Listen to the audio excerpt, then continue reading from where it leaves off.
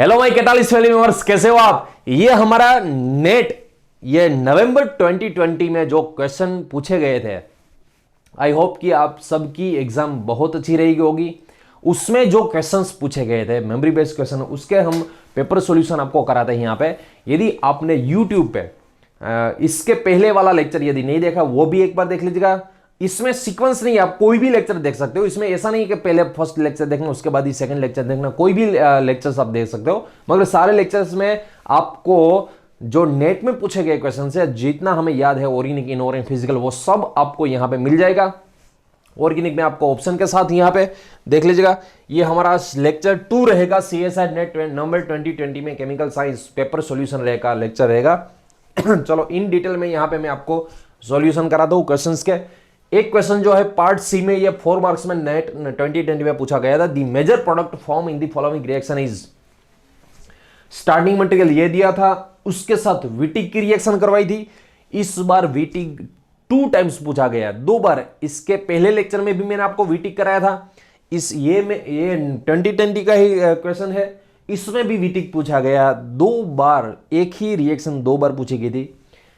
इसके साथ heat greater than 200 degree Celsius heat दी गई थी। चलो पहले इसको पॉज करके लिखना है आपको, या तो 2 मोबाइल रखिएगा, एक मोबाइल में पॉज करके क्वेश्चन सामने रखिएगा, दूसरे मोबाइल में ये पूरा आप सॉल्यूशन इसका देखिएगा, ठीक है। चलो यहां पे सॉल्यूशन करता है। दूसरी बात, ऑर्गेनिक का फिर से इसके पहले लेक्चर में भी बोला था, यहां पे भी बोला, ऑर्गेनिक का एक भी ऐसा क्वेश्चन नहीं है कि जो आपको मैंने क्लास में नहीं कराया था। सारे कंसेप्ट आ जाएगा। 9 क्वेश्चन तो ऐसे थे कि जिसमें आपको पूरा ये क्वेश्चन ही मिल जाएगा, विथ ऑप्शन के साथ मिल जाएगा आपको। सो एक भी ऑर्गेनिक का क्वेश्चन ऐसा नहीं था जो कैटालिस्ट में आपको कंसेप्ट नहीं कराया था। सारे कंसेप्ट कराए थे, वो मैं आपको प्रूफ करके यहां पे बताऊंगा, ठीक है। चलो देख लीजिएगा। सबसे पहले आपको पूछा गया था विटिक। चलो इसको पहले लिखना है, या तो आपको पॉज करके दूसरे मोबाइल में देखना है इसका सॉल्यूशन। फर्स्ट इसका सॉल्यूशन हम करते हैं। इसमें सॉल्यूशन में सबसे पहले आपको विटिक पूछा गया, देख लीजिएगा। विटिक का तो रोल पता ही है, विटिक आपने पढ़ाई है। उसमें तो सिर्फ आपको करना क्या है, विटिक में ऑक्सीजन को निकाल के फॉस्फोरस के साथ जितना है उतना जोड़ देना है। इसकी यदि विटिक की पूरी मैकेनिज्म देखनी है, फिर हमारा विटिक का लेक्चर देख लीजिएगा, उसमें पूरी मैकेनिज्म आपको मिल जाएगी, ठीक है। चलो सबसे पहले यहां पे दिया गया हमें OMe, यहां पे ऑक्सीजन। ये स्टार्टिंग मटेरियल देख के ही हमें पता चल जाता है भैया यहां पे क्लेजन रीअरेंजमेंट आएगी।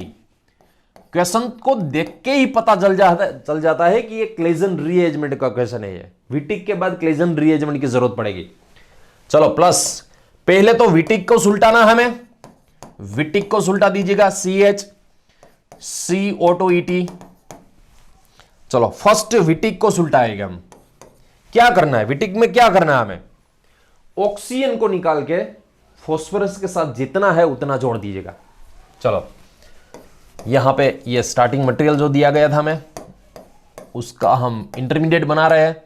CH डबल बॉन्ड CHCOOET, ठीक है। यहां पे ऑक्सीजन, यहां पे डबल बॉन्ड।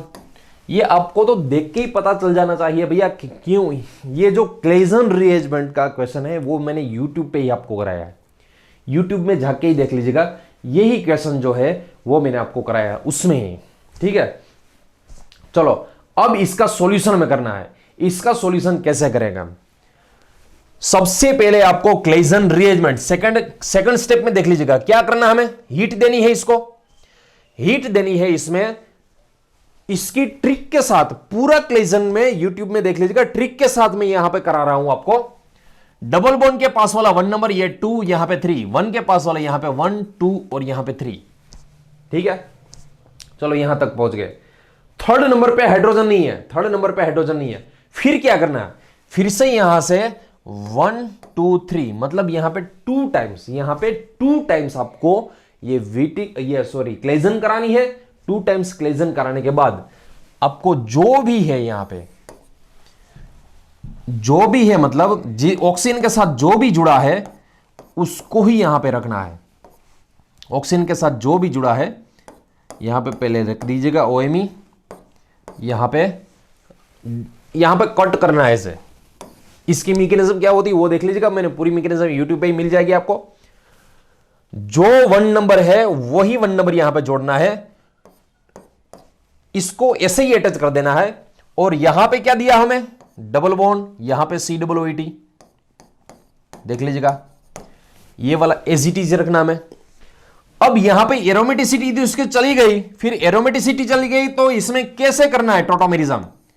ये बॉन्ड यहां पे आएगा, ये बॉन्ड यहां पे आएगा, ऑक्सीजन पे नेगेटिव आएगा, वो यहां पे अटैक करेगा, ये बैक डोनेशन करके OAT को निकाल देगा।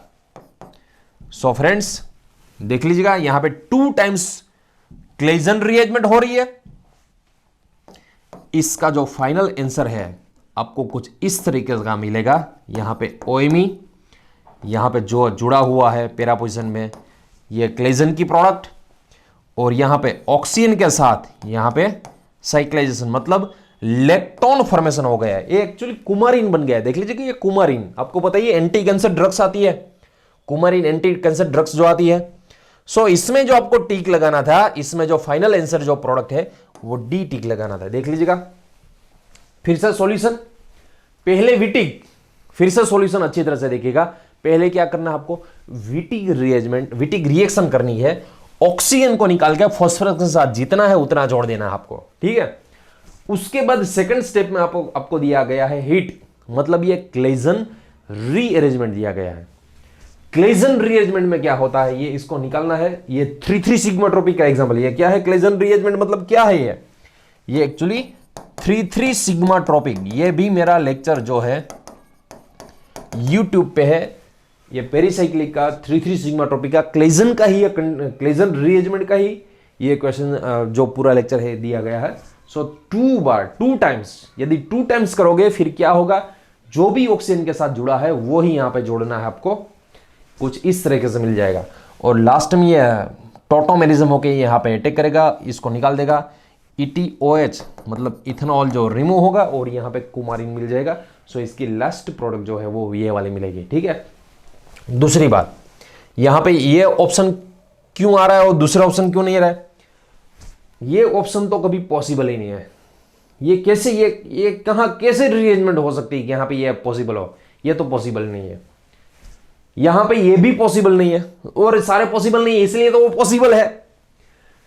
ये इसलिए मैं बोल रहा हूं यहां पे ये पॉसिबल नहीं, क्योंकि यहां पे आप कैसे रीअरेंजमेंट कराओगे, फिर ये प्रोडक्ट यहां पे आएगी। 2 टाइम्स है, ये आ सकता है, मगर यदि सिंगल टाइम होता ना, single time rearrangement single time होती ना, तब यहां पे ये पॉसिबल है। मगर यहां पे सिंगल टाइम नहीं है, 2 टाइम्स 3,3 सिग्माट्रोपिक हो रहा है, 2 टाइम्स हो रहा है, इसलिए वो आएगी। वो सिंगल टाइम क्या है, 2 टाइम्स क्या है, वो फिर से ये कंप्लीट होने के बाद ये लेक्चर देखिएगा, मेरा यूट्यूब पे ही पड़ा है क्लेजन रीअरेंजमेंट का, ठीक है। सो इसका जो फाइनल आंसर है आपको D टिक लगाना है इसमें। चलो नेक्स्ट क्वेश्चन, चलो ये भी क्वेश्चन पूछा गया था, the major product form in the following reaction is. यहां पे कुछ इस तरीके का क्वेश्चन पूछा गया था। यहां पे फॉर्मल्डिहाइड दिया गया था, फॉर्मल्डिहाइड में उसके साथ CSA मतलब कैम्फोर सल्फोनिक एसिड, एसिड के प्रेजेंस में एल्डिहाइड और सेकेंडरी एमीन के बीच में आपको मेनिच रिएक्शन तो पता ही होगा।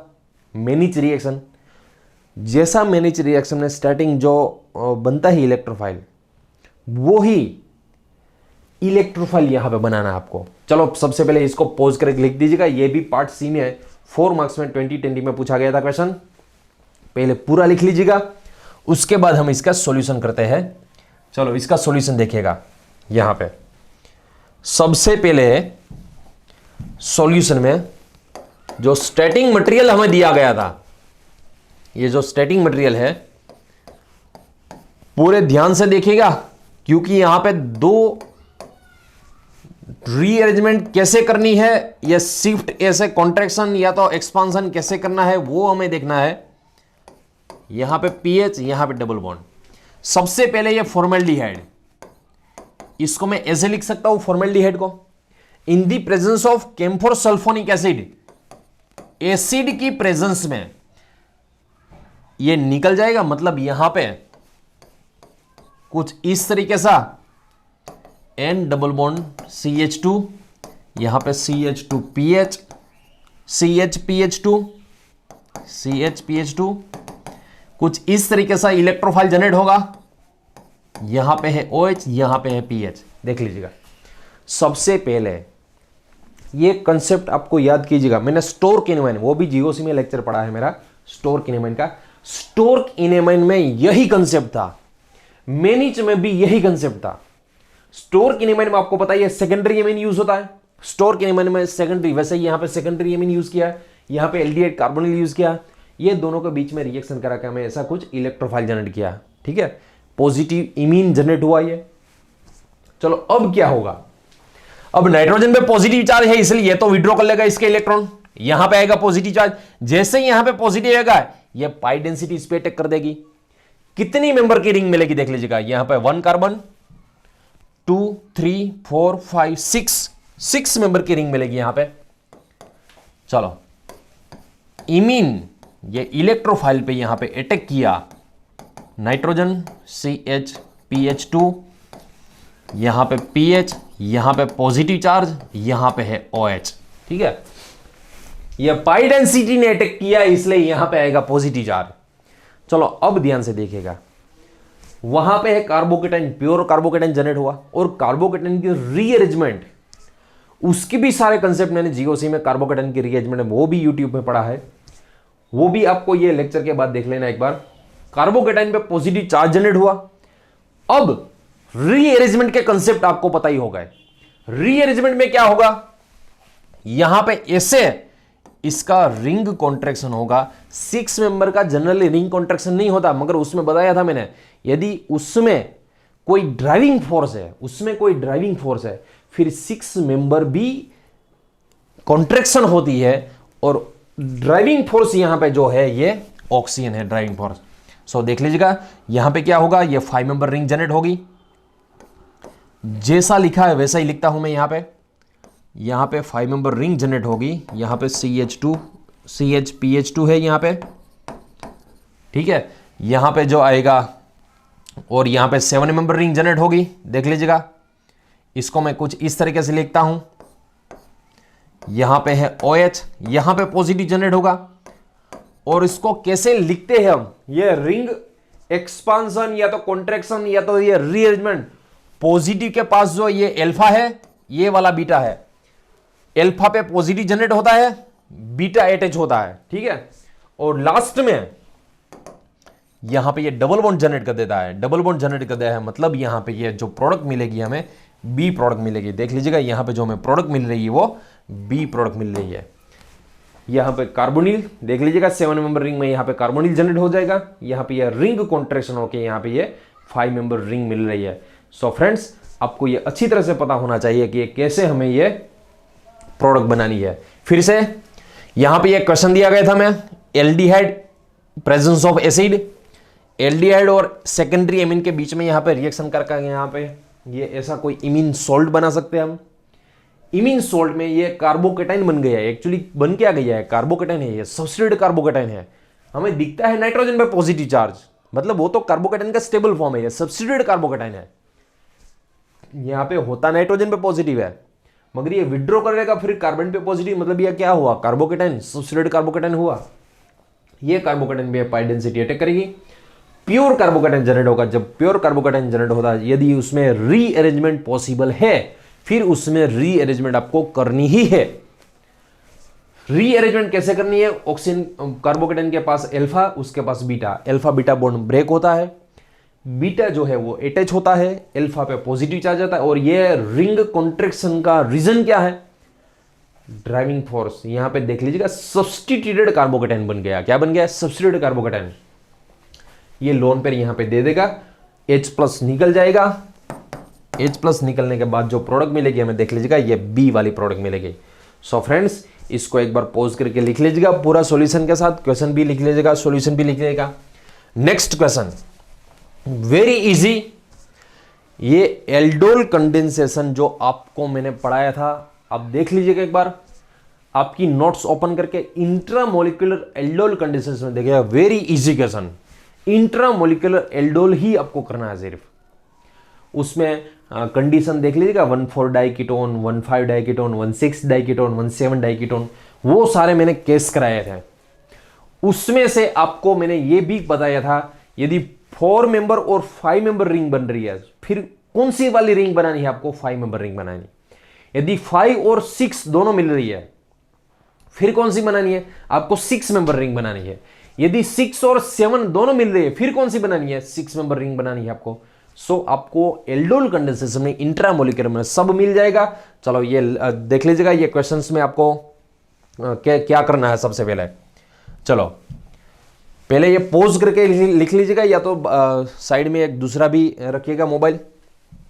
यहां पे देखिएगा, स्टार्टिंग मटेरियल यहां पे लिखता हूं, इसका सॉल्यूशन कैसे करना देख लीजिएगा।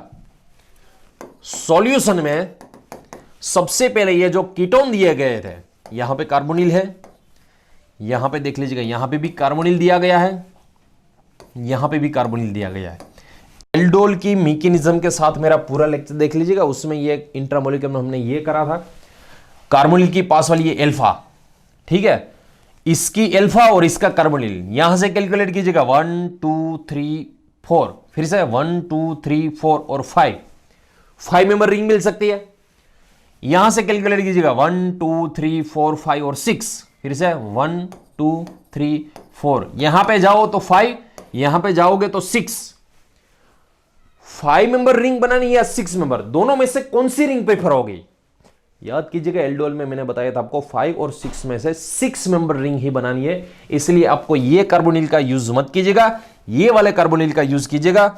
इसको मैं सजा के इसको ऐसे कुछ लिखता हूं, देख लीजिएगा। यहां पे मान लो आपको दिया गया है कार्बोनिल, यहां पे भी आपको दिया गया है मान लो यहां पे कार्बोनिल, ठीक है, और CO के पास वाले कार्बन पे तो कुछ नहीं है, ये वाले कार्बन पे दिया गया आपको COCH3। चलो देखिएगा, अब इसकी अल्फा और इसका ऑक्सीजन, आपको वाटर निकालना है एल्डोल में, वाटर निकालोगे आप, फिर यहां पे डबल बॉन्ड होगा, यहां पे कार्बोनिल है और यहां पे COCH3, ये एज इट इज रहेगा। सो फ्रेंड्स एक बार देख लीजिएगा पूरा सॉल्यूशन। ये एल्डोल कंडेंसेशन कैसे की हमने, out of 5 and out of 6 दोनों बन रही है, फिर आपको 6 मेंबर ही सिलेक्शन करनी है। क्यों? वो पूरा मेरा एल्डोल का लेक्चर देख लीजिएगा, उसमें आपको बताया गया है। सो यहां पे ये तो 5 मेंबर बन रही है, ये भी 5 मेंबर बन रही है, वो तो निकल ही जाएगी। 2 6 मेंबर की यहां पे बची हुई है, एक ये वाली और ये वाली, इसमें तो दो डबल बॉन्ड जनरेट कर दिए, इसलिए ये तो पॉसिबल नहीं है। सो इसका जो फाइनल आंसर है वो ये वाला है। ये आंसर और ये आंसर दोनों सेम ही है, दोनों एक ही है। नंबरिंग देख के IUPAC करके देख लीजिएगा, ये दोनों जो है वो सेम ही है। आपको फ्लेक्सिबिलिटी होनी चाहिए इसमें। सो फ्रेंड्स ये जो हमारा था वो CSI नेट क्वेश्चन सॉल्यूशन का ये सेकंड लेक्चर था।